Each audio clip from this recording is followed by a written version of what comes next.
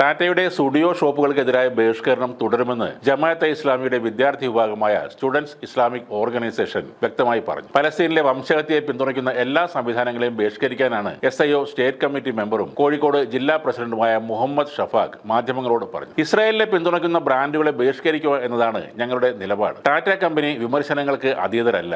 നിസ്സഹകരണം എന്നത് സ്വാതന്ത്ര്യ സമരത്തിലെ പ്രധാന സമരമുറ ആയിരുന്നു. ഇപ്പോൾ SIO നടത്തിയത് ഒരു പൊളിറ്റിക്കൽ സ്റ്റേറ്റ്മെന്റ് ആണെന്നും ഷഫാഖ് പറഞ്ഞു. SIO നടത്തുന്ന പ്രതിഷേധത്തെ ഇത്ര കണ്ട് വിവാദമാക്കേണ്ട കാര്യമില്ലെന്നും ഒരു മുസ്ലിം വിദ്യാർത്ഥി സംഘടന ആയതുകൊണ്ടാണ് ഇതിനെ ഭീകരവൽക്കരിക്കുന്നതും പരിഹസിക്കുകയും ചെയ്യുന്നതെന്നും ഷഫാഖ് പറഞ്ഞു. ഈ ബഹിഷ്കരണവുമായി മുന്നോട്ട് പോകാൻ തന്നെയാണ് തീരുമാനമെന്നും അദ്ദേഹം കൂട്ടിച്ചേർത്തു. പലസ്തീനിലെ ഇസ്രയേലിന്റെ കൂട്ടക്കുരുതിക്ക് ടാറ്റ ഗ്രൂപ്പിനും ഉത്തരവാദിത്തമുണ്ടെന്ന് പറഞ്ഞാണ് ഈ ബഹിഷ്കരണം ആരംഭിക്കുന്നത്. ഇസ്രയേലുമായി പല സുപ്രധാന കരാറുകളും ടാറ്റയ്ക്കുണ്ടെന്നും ഗാസയിൽ നടന്നുകൊണ്ടിരിക്കുന്ന സൈനിക നടപടികളിൽ ടാറ്റയും പങ്കാളികളാണെന്നും ആരോപണമുണ്ട്. ബലിപ്പെരുന്നാൾ പ്രമാണിച്ച് സ്റ്റുഡിയോയിൽ നിന്ന് വസ്ത്രങ്ങൾ വാങ്ങരുതെന്ന നിലപാടും SIO കഴിഞ്ഞ ദിവസം ഉന്നയിച്ചിരുന്നു. പലസ്തീനിലെ ഇസ്രയേൽ ആക്രമണങ്ങളെ ആഗോളതലത്തിൽ എതിർക്കുന്ന കൂട്ടായ്മയായ BDACയുടെ ആഹ്വാനപ്രകാരമാണ് കേരളത്തിലും ഈ പ്രതിഷേധം നടന്നത്. സ്റ്റുഡിയോ മാത്രമല്ല ഇസ്രയേലിനെ പിന്തുണയ്ക്കുന്നുവെന്ന് ചൂണ്ടിക്കാട്ടി Adidas, H&M, Tommy Hilfiger, Calvin Klein, Victoria's Secret അങ്ങനെ നിരവധി അന്താരാഷ്ട്ര ബ്രാൻഡുകൾക്കെതിരെയും ബഹിഷ്കരണ ആഹ്വാനം നിലനിൽക്കുന്നുണ്ട്. ടാറ്റ ഗ്രൂപ്പിന്റെ ഉടമസ്ഥയിൽ 2016 ആരംഭിച്ച സ്റ്റുഡിയോക്ക്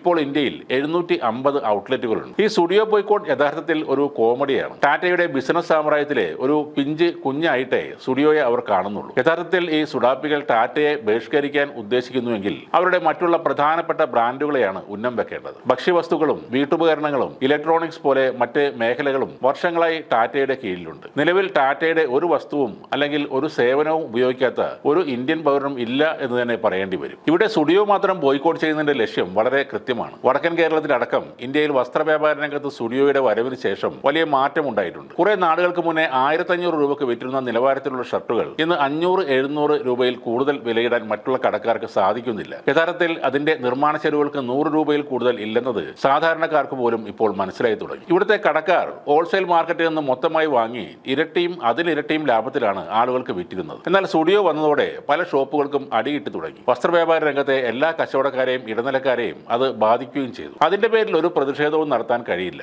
അതുകൊണ്ട് ഇസ്രയേലും ടാറ്റയും ഇതിലേക്ക് മനഃപൂർവ്വം കൊണ്ടുവന്നതാണ്. ഇനി ഈ സുഡാപ്പി സമരത്തിൽ മറ്റുള്ള വമ്പൻ ഗ്രൂപ്പുകാരുടെ കൈകൾ ഉണ്ടോ എന്നതും അറിയില്ല. സ്റ്റുഡിയോ കാരണം ബിസിനസ് നഷ്ടപ്പെട്ട റിലയൻസ് അടക്കമുള്ള ഒട്ടേറെ കമ്പനികളും ഉണ്ട്. എന്നാൽ ഈ സമരം കൊണ്ട് സ്റ്റുഡിയോ കത്തിക്കയറുന്ന കാഴ്ചയാണ് ഇപ്പോൾ കാണുന്നത്. ഇത്രയ്ക്ക് വിലക്കുറവ് അവിടെ ഉണ്ടെന്ന് അറിയാത്തവരെ പോലും ഈ പ്രതിഷേധക്കാർ ആ കാര്യം അറിയിച്ചിരിക്കുന്നു. പല സ്റ്റുഡിയോ സ്റ്റോറുകളിലും വലിയ തിരക്കാണ് ഇപ്പോൾ കാണാൻ കഴിയുന്നത്. ഒരു പരസ്യം പോലും നൽകാത്ത സ്റ്റുഡിയോവിന് അങ്ങനെ സമരം ചെയ്തുകൊണ്ട് ഈ സുഡാപ്പികൾ വലിയ പരസ്യമാണ് നൽകിയത്. ഓരോ പ്രദേശത്തും വിശദമായ പഠനം നടത്തി അവരുള്ളവരുടെ അഭിരുചികൾ മനസ്സിലാക്കി ടാറ്റ ഗ്രൂപ്പ് തുടങ്ങിയ സ്ഥാപനമാണ് സ്റ്റുഡിയോ. പരമാവധി വില 999 രൂപ മാത്രമാണ്. കൃത്യമായ ബില്ലിംഗ് ആണ് അവരുള്ളത്. മാത്രമല്ല ബില്ല് നിങ്ങളുടെ മൊബൈൽ ഫോണിലേക്ക് അയച്ചു തരികയും ചെയ്യും. ടാറ്റയെ ബിസിനസ്സിൽ തകർക്കാൻ കുറച്ച് ബുദ്ധിമുട്ടാണ്. പ്രത്യേകിച്ച് അമിത ലാഭം പ്രതീക്ഷിക്കാതെ അവർ തുടങ്ങിയ ഈ സ്റ്റുഡിയോ എന്ന ബ്രാൻഡിനെ തകർക്കുക എന്നത് ഇരുമ്പിൽ കടിച്ച് പല്ല് കളയുന്നത് പോലെയാണ്.